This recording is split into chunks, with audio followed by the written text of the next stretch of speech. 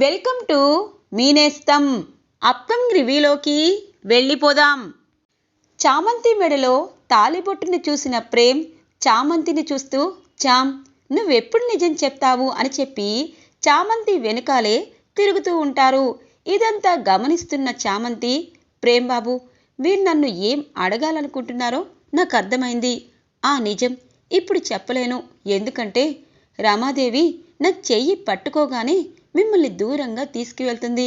మీరు నా భర్త అన్న నిజం ఎప్పుడు తెలుస్తుందో ఏమో, నా జీవితం ఎలా మలుపు తిరుగుతుందో ఏమో అని చెప్పి ప్రేమ్ని తప్పించుకొని తిరుగుతూ ఉంటుంది చామంతి.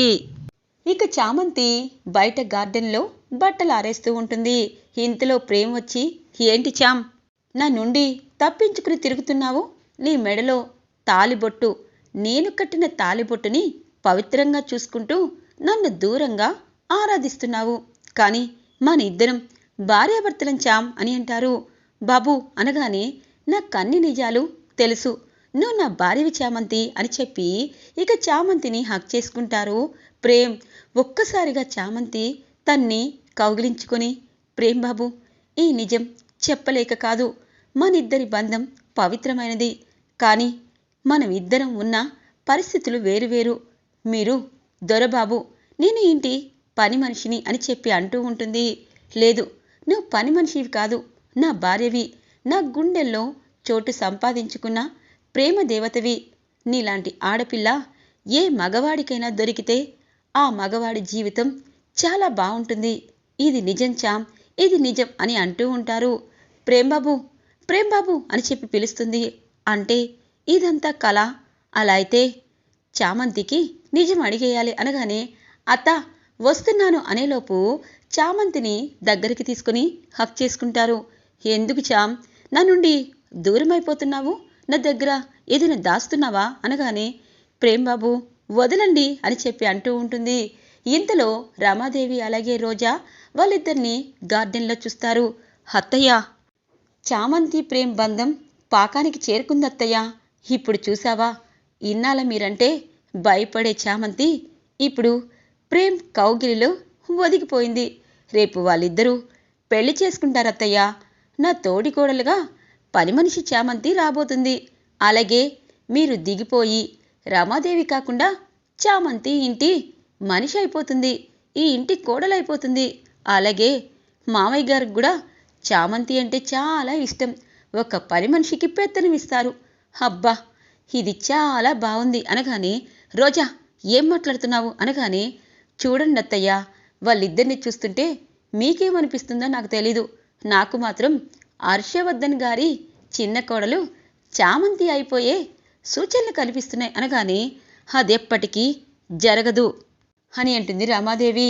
అయ్యో అత్తయ్య, అటు చూడండి, దాన్ని మీరు మా మామయ్య గారికి, అదే హర్షవర్ధన్ గారికి చూపిస్తే వాళ్ళిద్దరికి పెళ్లి చేస్తారత్తయ్య అనగానే, మరి నిషా ప్రెగ్నెంట్ కదా అనగానే, నిషా ప్రెగ్నెంటే, కానీ దానికి కారణం మన ప్రేమని ఒప్పుకోవటం లేదు. నిజం చెప్పాలంటే ప్రేమ్ని నేను చాలా రోజుల నుండి గమనిస్తున్నాను. ప్రేమ్కి చెడు బుద్ధి లేదత్తయ్య. తను ఒక ఆడపిల్లని ఇలా ప్రెగ్నెంట్ చేసి నేను కాదు అని దబాయించే రకం కాదు. కనీసం ఆడపిల్లల వైపు వేరే టైపుకి కూడా చూడడు ప్రేమ్. అలాంటి ప్రేమ్ నిషాని ప్రెగ్నెంట్ చేశాడని రిపోర్ట్స్ అయితే మీరు నమ్ముతారు, కానీ రిపోర్ట్స్లో పాజిటివ్ వచ్చినా నేను నమ్మనత్తయ్యా. ప్రేమ్ చాలా మంచివాడు, కానీ ఆ చామంతి వల్ల చిక్కిపోయాడు అనగానే, అవును, కానీ ఇప్పుడు నేనేం చేయను అని అంటుంది. ఇంకేంటత్తయ్యా, మీకు తెలిసిన ఒక సంబంధాన్ని తీసుకురండి. నా పట్టాభిషేకం జరిగే ముందే దాని పెళ్లి జరగాలి.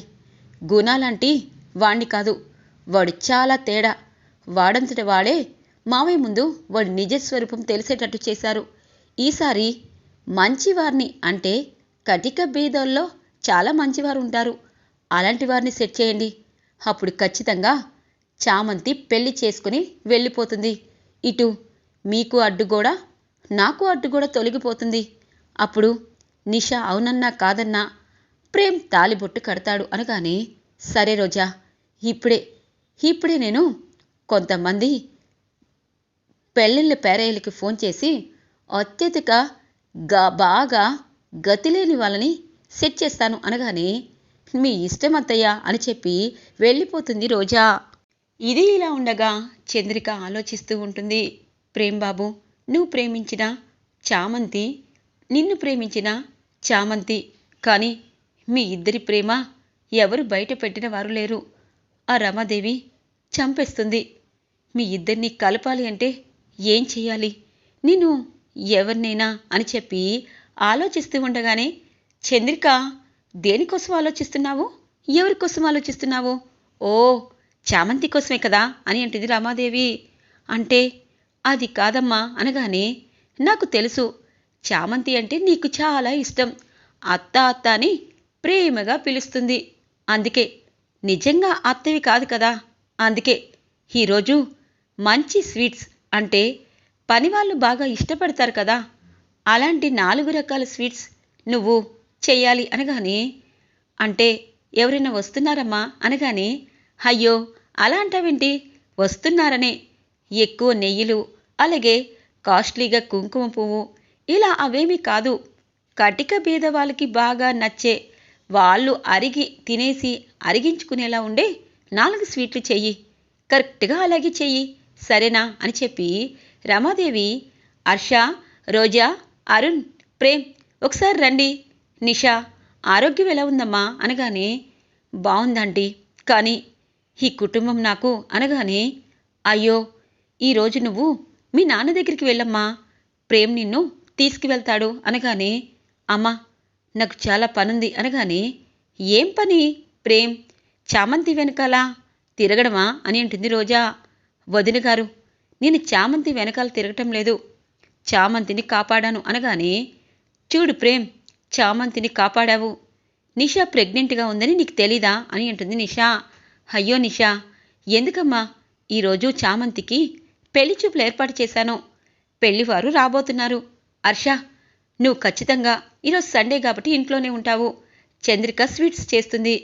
చామంతి, ఏంటి ఇలా ఉన్నావు అనగానే, అమ్మగారు నాకు పెళ్లి చూపులేంటి అనగానే, మరి పెళ్లి చూపులు కాకుండా ఏం చేయాలి చామంతి, ఎందుకంటే నా ఇంట్లో పని మనిషికి ఏదేదో జరుగుతుంది, బయట దొంగల ముఠ దొరికి నీ అవయవాలు తీసుకెళ్ళి చంపేయాలనుకుంటున్నారు, అలాంటి నిన్ను ఒంటరిగా ఎక్కడికి పంపించలేను, అదే నీ భర్త ఉన్నాడనుకో ప్రశాంతంగా ఉండొచ్చు, అలాగే భర్త భార్యల బంధం చాలా పవిత్రమైన చామంతి, నీకు పెళ్లి చేశామనుకో హర్ష బాధ్యత నా బాధ్యత తీరిపోతుంది, అందుకే మంచి సంబంధాన్ని రాత్రికి రాత్రే 4 పెళ్లిళ్ళ పేరేళ్ళకి మాట్లాడి నేను తీసుకొచ్చాను, అబ్బాయి నీకు ఈడు జోడు అని అంటుంది.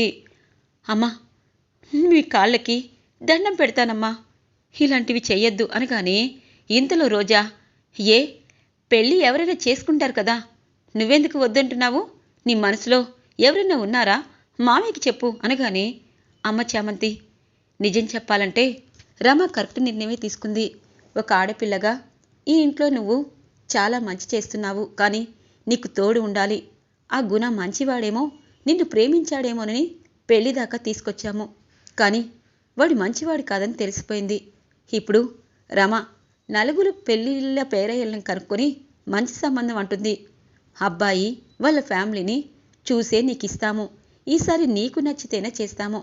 రమ మంచి నిర్ణయమే తీసుకుంది, భార్యాభర్తలు కలిసి ఉంటే ఎవరు చెయ్యలేరమ్మా, అందుకే ఈ పెళ్లి చెప్పులు జరగాలి, రమ మంచి పని చేశావు అని అంటారు హర్షవర్ధన్. ఇక ప్రేమ్ చామంతి వైపు చూస్తూ ఉంటారు బాధగా. ఇటువైపు చామంతి, ప్రేమ్ బాబు మీరు నా భర్త, ఏ ఆడపిల్లకి భర్త ఎదురుగా ఉండి పెళ్లి చూపులు జరగకూడదు, ఇప్పుడు నేనేం చేయాలి అని అనుకుంటుంది. ఇక చామంతి, చంద్రిక రూంలో చీర పెట్టాను, నువ్వు చక్కగా రెడీ అయ్యిరా సరేనా అని చెప్పి ఇక రామాదేవి వెళ్ళమంటుంది. ఇక చంద్రిక చామంతి వైపు చూస్తూ రామ్మ అని చెప్పి తీసుకువెళ్ళి రెడీ చేస్తుంది. ఏంటత్తా ఏం మాట్లాడకుండా నన్ను రెడీ చేస్తున్నావు, ఈ పెళ్లి చూపులు నాకు ఇష్టం లేదు అనగానే, చూడు చామంతి, ఈ పెళ్లి చూపులు నీకు ఇష్టం లేదని తెలుసు, ప్రేమంటే నీకు ఇష్టమని తెలుసు, మీ ఇద్దరు పెళ్లి చేసుకోవాలనుకున్నారని తెలుసు, కానీ ఆ ప్రేమని ఎవరో ఒకరు బయట పెడితేనే కదా తెలుస్తుంది, ఇలా లోపలే ప్రేమని దాచుకొని ఇలాంటివన్నీ చేయించుకోవడం నీకు అలవాటైంది, అందుకే నేనేం చేయలేకపోతున్నాను, రమ ఇన్ని రోజులు తప్పుగా ఆలోచిస్తుంది అనుకున్నాను. నీ విషయంలో రామాదేవి అమ్మ కరెక్ట్గానే ఆలోచిస్తుంది అనగానే, అత్త ఏం చేయనత్తా, నేనిప్పుడు ప్రేమ్ బాబు నా మనసులో ఉన్నాడు, నాకు ఇష్టమని చెప్తే ఎవరు చేస్తారత్తా? ఎందుకంటే ఈ ఇంటి పరువు ప్రతిష్ట అయ్యగారి గురించి మీకు తెలుసు కదా అనగానే, చామంతి అయ్యగారు ప్రేమ్ బాబు ప్రేమ బలి చేస్తాను అని చెప్పి నువ్వనుకున్నప్పుడు ఈ చీర కట్టుకుని రెడీ అయ్యి బయటికి రా, అంతకంటే ఈ చంద్రికత్త నీకేమీ చెప్పదు అని చెప్పి కోపంగా వెళ్ళిపోతుంది. చంద్రికత్త నీకు ఎందుకంత కోపం వచ్చిందో నాకు తెలుసు. అయ్యగారు నిజంగా ఈ నిజాన్ని చూసి తట్టుకుని మా ఇద్దరిని మరి ఒకటి చేస్తారా? రమమ్మ నా మెడలో తాలిబొట్టుని డ్రామా తాలిబొట్టని తెంపేస్తుంది. అలా నాకు జరగడం ఇష్టం లేదు. ఒకవేళ నా మెడలో వేరే వాళ్ళు 3 ముళ్ళు వేసే సందర్భమే వస్తే ఈ చామంతి బ్రతికుండదు, చచ్చిపోతుంది. ప్రేమ్ బాబే ఎప్పటికైనా నా భర్త అని చెప్పి రెడీ అయ్యి ఇక అక్కడే నుంచుని ఆలోచిస్తూ ఉంటుంది. ప్రేమ్ తన దగ్గరికి వచ్చి, చాలా అందంగా ఉన్నావు చామ్, నిజంగా ఈ పెళ్లి సంబంధం నీకు ఓకే అయిపోతుందిలే అని చెప్పి వెళ్ళిపోతారు. ఇక రామాదేవి అనుకున్నట్టు పెళ్లివారు వస్తారు. ఇక పెళ్లివారు చాలా అంటే చాలా పల్లెటూరు వారు అవడంతో చాలా అంటే చాలా న్యాచురల్గా ఉంటారు. రష నీకు నచ్చినట్టే, చామంతికి తగిన సంబంధం, రండి రండి అనగానే వాళ్ళెవరూ సోఫా మీద కూర్చోకుండా కింద కూర్చుంటారు. కరెక్ట్ సంబంధం కదా చంద్రిక, ఎప్పుడైనా పని వాళ్ళు కిందే కూర్చోవాలి, బాబు నువ్వు మాత్రం ఆ కుర్చీలో కూర్చోవచ్చు అని అంటుంది. ఇక రామాదేవి అలాగే అమ్మా అని చెప్పి ఇక చామంతిని చూడ్డానికి వచ్చిన పెళ్లి కొడుకు ఒక కుర్చీలో కూర్చుంటారు. ఇక వాళ్ళ అమ్మా నాన్న 1కి 10 సార్లు దండం పెడుతూ ఉంటారు రామాదేవికి. ఇక ఇటువైపు ఏ చంద్రిక వెళ్ళి చామంతిని తీసుకురా అని అంటారు. చామంతి వస్తుంది. ఆ పెళ్లి కొడుకు ఒక పెద్దింటి డ్రైవర్ అన్నమాట. చామంతి వైపు ప్రేమగా చూస్తారు. ప్రేమ్ తట్టుకోలేకపోతూ ఉంటాడు. కరెక్ట్గా ఈడిజీడత్తయ్య, అబ్బాయి చాలా బాగున్నాడు అని అంటుంది రోజా. ఇక ఏంటి రమా చాలా పేదవాళ్ళని తీసుకొచ్చావు అనగాని, ఓ ఇప్పుడు చామంతి కోటీశ్వరాలు యువరాని నా హర్ష, మనకి తగ్గ సంబంధం అయితేనే భార్యాభర్తలు బాగుంటారు, అలా నువ్వెందుకు అనుకోవడం లేదు? చామంతి ఎలాగూ లాయర్గా అవుతుంది. ఇక చామంతి తన కాళ్ళ మీద నిలబడుతుంది, తన భర్తకి గౌరవం తెస్తుంది అని చెప్పి అంటుంది. సరేలే, లేనివారు ఉన్నవారని కాదు కానీ వాళ్ళకి మన చామంతి నచ్చడం కాదు, చామంతికి కూడా తను నచ్చాలి అని చెప్పి ఇక అంటూ ఉండగానే చామంతి దగ్గరికి రామాదేవి వస్తుంది. ఏంటి చామంతి, ఆ అబ్బాయి నువ్వు వంక పెట్టడానికి లేదు, అలాగే నీలాగే మంచి మనిషి, మంచి మనసున్నవాడు, అలాగే ఇంటిని కాపలా కాస్తూ కరెక్ట్ జీతం వాళ్ళ అమ్మా నాన్నకి ఇస్తూ ఉంటారు. వారు పల్లెటూరులో పొలం మీలాగే మీ నాన్నలాగే పొలం పండిస్తారు. వాళ్ళు మీలాంటి వారే, వాళ్ళని నువ్వు కాదనకుండా అవునని చెప్పు, లేకపోతే జైల్లో మీ నాన్న పరిస్థితి అనగానే, అమ్మగారు మా నాన్న గురించి కాదు, వాళ్ళు మంచివారే, నా ఇష్టాలతో మీకు అవసరం లేదు, మీరు అనుకున్నదే చేస్తున్నారు కదా అని చెప్పి సరే అమ్మా అని చెప్పి వెళ్ళిపోతుంది. చామంతి ఒప్పుకుందర్షా. ఇక పెళ్లి కొడుకు పెళ్ళింటి తరపు వారు మీరేమీ చెయ్యాల్సిన అవసరం లేదు, అమ్మాయికి మేము బంగారం పెట్టి పెళ్లి చేసి పంపిస్తాము, అలాగే అబ్బాయి ఇప్పుడు ఏదో చేస్తున్నారు కదా ఆ ఇంట్లో సెక్యూరిటీగా చేస్తున్నాడు కాబట్టి ఇక చామంతి ఎప్పుడైనా లాయర్ అయితే ఆ ఆఫీస్లో ఎక్కువ జీతం వచ్చేటట్టు సెక్యూరిటీ పని ఇప్పిస్తాము, వాళ్ళిద్దరూ మా ఇంట్లోనే పని చేసుకోవచ్చు, ఈ ఇంట్లో అక్కడికంటే ఎక్కువ జీతం ఇస్తాము, ఇద్దరూ భార్యాభర్తలుగా బయట మాకు చిన్న ఇల్లుంది, ఆ ఇంట్లోనే కాపురం పెడతారు, మీరేమీ భయపడద్దు అని అంటుంది రామాదేవి వాళ్ళతో.